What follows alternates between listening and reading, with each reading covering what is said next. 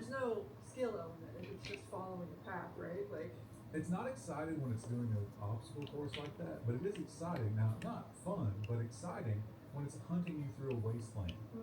Because that's ultimately what this is going to be, right? Oh, they're coming back. Because everybody wants to. So rip those windows. Those are very expensive,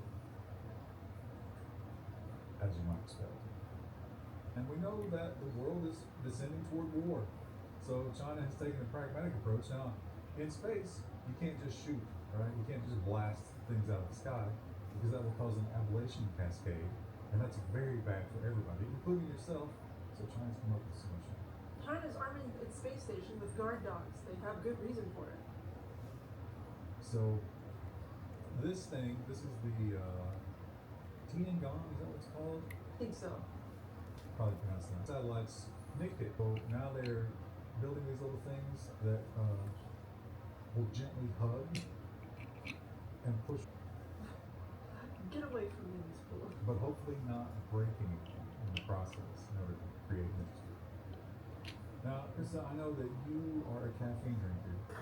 Like, I remember trying to go to sleep early one night, and I was just like, Yeah, it's after I gave it up completely.